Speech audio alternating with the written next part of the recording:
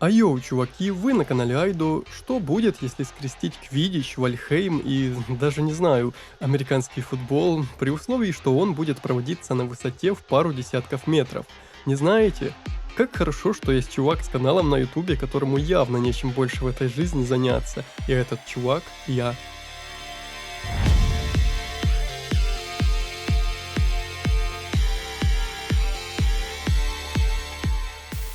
Идея для этого назревала долго, видать слишком долго, и в течение пары вечеров я возвел сие чудо, отсылающее нас прямиком в волшебный мир магии.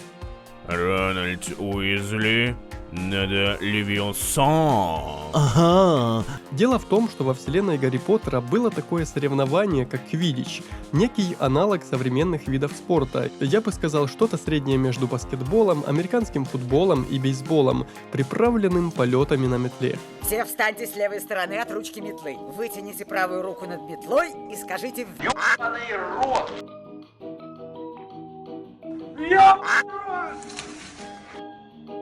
Участники сего занятия должны забросить мяч, который назывался квофл, в одно из ворот колец команды противника, за что им и начислялось 10 баллов. Правда, весь этот процесс руинил снич, маленький и хаотично летающий мяч, поимка которого давала команде сразу 150 баллов. Я считаю, эта штука ломала почти весь баланс этой игры, и по идее поймать его просто невероятно трудно. Правда, в фильме Гарри ловил его даже ртом. Представляете, про меня сняли документальный фильм. Словом, мне понадобилось немножко времени, желания и парочку архитектурных советов. Неправильно, ёбаные волки! Широкую на широкую! И совсем скоро я построил эту небольшую аренку и придумал свой совершенно уникальный вид спорта. Только не говорите об этом Джоанни Роулинг. Поскольку сообщество модеров в Вальхейме не так широко и летать викинги пока могут только на комарах смерти, мне пришлось перенести игровое поле на землю, почти на землю, ведь это было бы слишком просто. И я построил сеть из балок, по которым будут перемещаться наши герои. На стороне обеих команд вы видите 3 кольца разных размеров, и попадание в каждое такое кольцо будет давать команде 1, 2 или 6 баллов, а вместо летающего мяча у каждого из этих ребят есть по 5 гнилостных бомб, которые они и будут бросать. А я постараюсь все это зафиксировать. Поначалу мне казалось, что это будет сделать легко, но... Я никогда так не ошибался в своей жизни. Герои сегодняшнего состязания готовы к тому, чтобы протестировать сей вид спорта, хотя, скажу вам честно, тогда мы еще не знали, что это будет просто тест. Команда синих и команда красных начали приготовление. А какая-то тактика у нас будет, команда синих? Хрен его знает. Короче, можно как-то распределиться, что двое будут в среднее кольцо закидывать, чтобы побольше баллов, и один на фарт чисто в самое маленькое. И игра началась.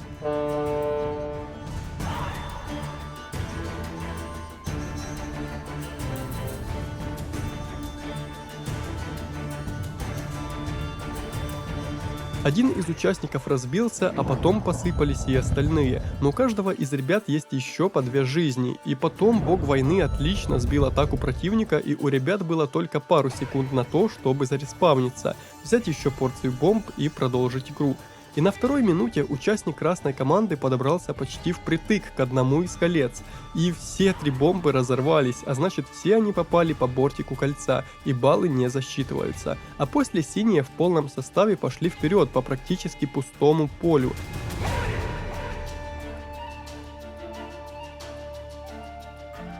И после опять началось. Мужицкий дождь, аллилуйя, дождь из мужиков.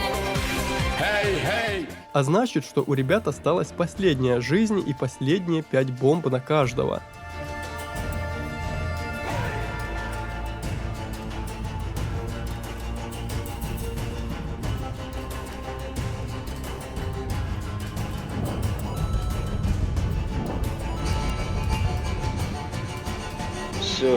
Все, у меня закончились, я...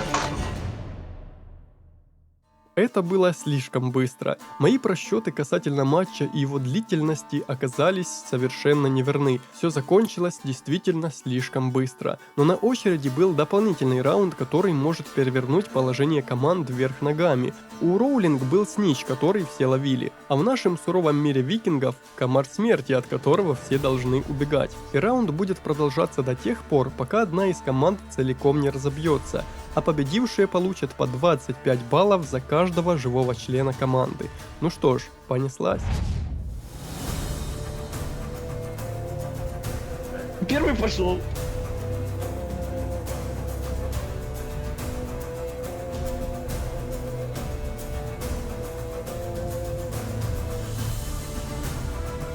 Красный просто.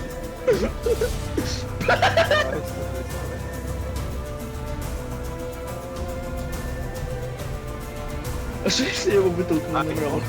меня Красный!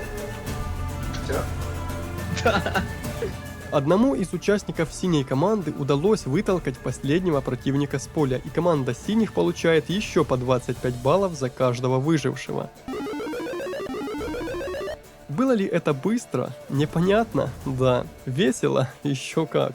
Я понимаю, что на практике это получилось не совсем тем, чем казалось на бумаге. И пока ребята фанятся, отыгрывая этот матч еще раз, я хочу кое-что вам сказать. Вроде бы эта игра получилась весьма забавной, и лично я считаю, что всему чуду обязательно нужно дать второй шанс. Но тут не обойтись без вашей помощи. Сбрасывайте свои мысли и идеи по поводу того, как сбалансировать эту игру и сделать ее немножко упорядоченнее, что ли, чтобы у участников было больше контроля, а я мог легче фиксировать забитые голы. Ну и дополнительные идеи и предложения лишними уж точно не будут. Если вы тут первый раз, знайте, что вы тоже можете поучаствовать в ивентах, и все, что для этого нужно, это вступить в Discord канал и ждать поста о начале сбора в нашем телеграм-канале, а также можете поддержать канал подписочкой. И тем временем, после всего случившегося, я решил соорудить еще одно довольно нехитрое сооружение. В знак уважения ко всем викингам, принимавшим участие в ивентах, я построил монолит с их именами, чтобы память о них вечно хранилась в краях 10-го мира.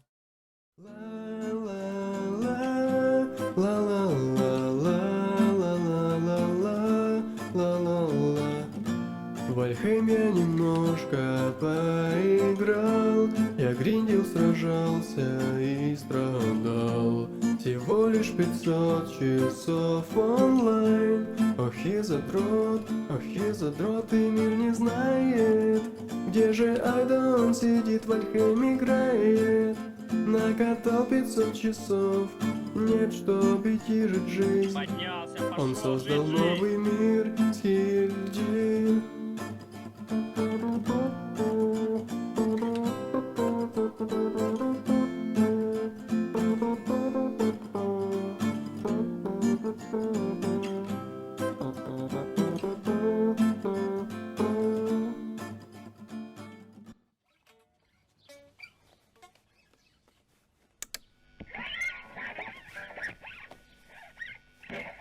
Эй, чувак, или может не чувак, поддержи, влепи комменты, лайк поставь, подпишись. Будем пилить видосы, ломать алгоритмы сети. Легко.